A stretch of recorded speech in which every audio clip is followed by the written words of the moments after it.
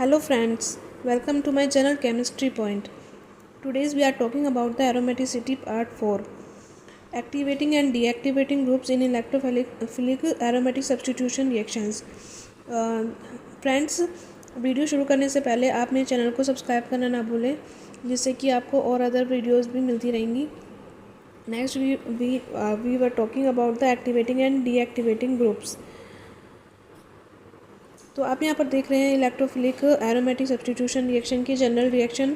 तो यहाँ पर हमने बेंजीन लिया है. बेंजीन में हम यहाँ पर देख रहे हैं इलेक्ट्रोफाइल अटैक कर रहा है लेविस एसिड की प्रेजेंस में, और यहाँ पर कार्बन हाइड्रोजन जो बॉन्ड होता है वो ब्रेक हो जाता है और यहाँ पर इलेक्ट्रोफाइल और कार्बन के बीच में बॉन्ड फॉर्म हो जाता है. इसलिए इलेक्ट्रोफिलिक एरोमेटिक सब्स्टिट्यूशन रिएक्शंस कहते हैं. तो इसमें क्या होता है कि इसमें जो सब्स्टिट्यूट जुड़े हुए होते हैं वो क्या करते हैं, कुछ सब्स्टिट्यूएंट्स जो होते हैं वो rate of the reaction increase करते हैं, और कुछ सब्स्टिट्यूएंट्स जो होते हैं वो the rate of the reaction decrease कर देते हैं. इनके बारे में हम आगे बात करेंगे. आगे हम देखते हैं एक एग्जांपल, जैसे कि नाइट्रेशन में आप यहाँ पर देख रहे हो कि जब नाइट्रिक एसिड और H2SO4 की प्रेजेंस में रिएक्शन करवाई जाती है तो कार्बन हाइड्रोजन बॉन्ड जो होता है वो ब्रेक हो जाता है और कार्बन और नाइट्रो ग्रुप जो होता है उसके बीच में बॉन्ड फॉर्म हो जाता है. इसमें क्या होता है कि हमने इसमें हमने मेजरमेंट रखा है जिसमें temperature, concentration and solvent same रखे हैं और अदर सब्स्टिट्यूएंट की प्रेजेंस में ये रिएक्शन करवाई गई है. जैसे कि हम देखते हैं, पहले हमने बेंजीन लिया, उसके बाद हमने टोलुइन लिया, और फिर जब हम टोलुइन लेते हैं तो हम देखते हैं कि nitration of the toluene is 23 time faster than it is for benzene. Then we using the exact same experimental conditions, we can also use trifluoromethylbenzene as the substrate and measure the reaction rate. Then the nitration of the trifluoromethylbenzene is 40,000 times lower than it is for benzene. तो हम यहाँ पर क्या देख रहे हैं कि जो बेंजीन होता है उससे हम यहाँ पर कंपेयर कर रहे हैं. अगर टोलुइन की प्रेजेंस में जब रिएक्शन होती है तो वो 23 टाइम फास्टर होती है देन बेंजीन. इसी तरह से जब हम ट्राइफ्लोरोमेथिलबेंजीन लेते हैं तो उसकी प्रेजेंस में जब रिएक्शन करवाई जाती है तो 40,000 टाइम्स स्लोअर होती है देन बेंजीन. उसके बाद हम बात करते हैं, यहाँ पर आप देख सकते हो ये बेंजीन जो होता है वो बेसलाइन है, और उसके बाद ये जब हमने टोलुइन लिया तो ये फास्टर हो रही है रिएक्शन 23 टाइम फास्टर, एंड जब ट्राइफ्लोरोमेथिलबेंजीन लिया तो रिएक्शन स्लोअर हो रही है. इसलिए हम यहाँ पर कह सकते हैं कि जो ये मैथिल ग्रुप है वो इलेक्ट्रॉन डोनेटिंग ग्रुप है जो कि रिएक्शन को इंक्रीज़ कर रहा है, और जो CF3 यानी ट्राइफ्लोरोमेथिल जो ग्रुप है वो इलेक्ट्रॉन विड्रॉइंग ग्रुप है जो कि रिएक्शन को स्लो कर रहा है. उसके बाद हम बात करते हैं एक्टिवेटिंग एंड डीएक्टिवेटिंग ग्रुप की. तो एक्टिवेटिंग ग्रुप एक्चुअली होते क्या है, increases the rate of the reaction in electrophilic substitution reaction relative to hydrogen. इसी तरह से जब हम बात करते हैं डीएक्टिवेटिंग ग्रुप, तो डीएक्टिवेटिंग ग्रुप क्या होते हैं, decreases the rate of the reaction in electrophilic aromatic substitution reactions relative to hydrogen. तो हम यहाँ पर देख सकते हैं कि एक्टिवेटिंग ग्रुप में कौन कौन है, hydroxy group, alkoxy group, amine, amide and alkyl group, जो कि इलेक्ट्रॉन डेंसिटी इंक्रीज कर देते हैं इन बेंजीन रिंग. देन हम यहाँ पर एग्जांपल देख सकते हैं डीएक्टिवेटिंग ग्रुप में. आप यहाँ पर देख सकते हो हैलो ग्रुप्स होते हैं, carbonyl, sulfonyl, halo alkyl, nitro, cyano. Is the which groups which electron density decreases in the benzene ring. उसके बाद हम यहाँ पर बात करेंगे sigma donors and acceptors. Sigma donors का मतलब यहाँ पर आप यहाँ देख सकते हो, alkyl groups are generally electron donating. Recall electronegativity differences between the carbon and hydrogen. Carbon is relatively electron rich.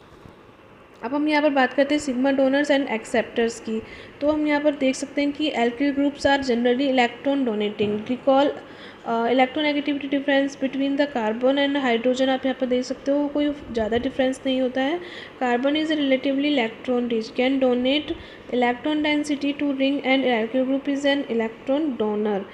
This through bond donation of electron density is sometimes called sigma donation. तो आप यहाँ पर देख सकते हो कि यहाँ पर कार्बन और हाइड्रोजन जो होता है उसमें कोई ज़्यादा डिफरेंस नहीं होता है, और इसलिए यहाँ पर जो होता है वो इलेक्ट्रॉन डोनेशन का काम कर रहा है कार्बन, और थ्रू द सिग्मा बॉन्ड ये ट्रांसफ़र कर रहा है इलेक्ट्रॉन को, इलेक्ट्रॉन डेंसिटी को इंक्रीज़ कर रहा है, इसलिए ये कैसे तरह से काम करेगा, सिग्मा डोनर की तरह काम करता है। Unless electronegative group are attached, जब कार्बन ग्रुप के ऊपर क्या होता है, फ्लोरीन जैसे इलेक्ट्रोनेगेटिविटी, मोर इलेक्ट्रोनेगेटिविटी वाले ग्रुप जब जुड़े होते हैं तो क्या होता है कि carbon is electron poor. Withdrawns of the electron density from the rings CF3 group is an electron acceptor. तो यहाँ पर क्या हो रहा है कि जो कार्बन होता है वो ऑब्वियसली जब फ्लोरीन की प्रेजेंस होगी तो वो पुअर इलेक्ट्रॉन पुअर हो जाता है और वो इलेक्ट्रॉन्स को बेंजीन रिंग से क्या करता है, एक्सेप्ट करता है। This through bond withdrawal of the electron density is often referred to as the inductive effect but trap to be called as sigma acceptor. तो आप यहाँ पर देख सकते हो कि ये सिग्मा एक्सेप्टर की तरह काम कर रहा है। उसके बाद हम बात करते हैं pi donors and acceptors, otherwise known as the resonance. तो हम यहाँ पर देख सकते हैं कि ऑक्सीजन नाइट्रोजन जो ग्रुप्स होते हैं जहाँ पर जिनमें लोन पेयर्स होते हैं वो कैसे होते हैं, वैसे तो एक्टिवेटिंग ग्रुप्स होते हैं। तो इन्हें हम क्या कह सकते हैं, ये किस तरह से काम करते हैं। तो इसमें क्या होता है, आपको पता है ऑक्सीजन और नाइट्रोजन के पास लोन पेयर्स होते हैं। तो ये जो इनका जो वैसे तो ये सिग्मा एक्सेप्टर्स होते हैं, क्योंकि हम बात करें इलेक्ट्रोनेगेटिविटी की, तो इलेक्ट्रोनेगेटिविटी की बात करने पर देखते हैं तो ऑक्सीजन और नाइट्रोजन जो होता है उनकी इलेक्ट्रोनेगेटिविटी में कार्बन से ज़्यादा डिफरेंस होता है। तो ये वैसे तो सिग्मा एक्सेप्टर होंगे, बट यहाँ पर क्या होता है, लोन पेयर जो होता है वो रेजोनेंस में पार्टिसिपेट करता है। इसलिए क्या होता है कि इसके जो पाई इलेक्ट्रॉन्स होते हैं वो इलेक्ट्रॉन डेंसिटी को इंक्रीज़ करते हैं बेंजीन रिंग पे। तो इसलिए इसको हम क्या बोलते हैं, इन ग्रुप्स को हम क्या बोल सकते हैं, पाई डोनर्स बोल सकते हैं। उसके बाद हम बात करते हैं पाई एक्सेप्टर्स की। पाई एक्सेप्टर्स में कौन कौन से होते हैं, नाइट्रो, सल्फोनिल, कार्बोनिल, साइनो, जो कि क्या करते हैं, इलेक्ट्रॉन डेंसिटी को डिक्रीज़ करते हैं। यानी कि ये पाई इलेक्ट्रॉन्स के थ्रू क्या करते हैं, पाई एक्सेप्टर्स होते हैं, पाई इलेक्ट्रॉन्स को अट्रैक्ट करते हैं एडजेसेंट पाई सिस्टम से। तो ये क्या करेंगे, ये इलेक्ट्रॉन डेंसिटी को डिक्रीज़ करते हैं बेंजीन रिंग से। उसके बाद हम बात करते हैं यहाँ पर हम क्या कर रहे हैं, बात कर रहे हैं table of activating and deactivating group की। तो यहाँ पर आप देख सकते हो एक्टिवेटिंग ग्रुप कौन से हैं और डीएक्टिवेटिंग ग्रुप कौन से हैं। यहाँ पर जो एरो होता है ये आपको दिख रहा है कि यहाँ पर ये आपको शो कर रहा है एक्टिवेटिंग ग्रुप से strongly activating group and deactivating group to strongly deactivating group, जिससे कि आपको सब्स्टिट्यूएंट की प्रेजेंस में पता चल जाएगा कि एक्चुअली वो rate of the reaction of the benzene जो होती है इलेक्ट्रोफिलिक सब्स्टिट्यूशन रिएक्शन की, वो rate of the reaction increase होगी या डिक्रीज़ होगी। तो ये सब आपको ग्रुप्स से पता चल जाएगा। तो फ्रेंड्स आपको आई होप आपको ये सब कुछ समझ में आ गया होगा। फिर भी अगर आपको कुछ समझ में ना आए तो प्लीज़ आप मुझे कमेंट करें और चैनल को सब्सक्राइब करना ना भूलें। Thanks for watching.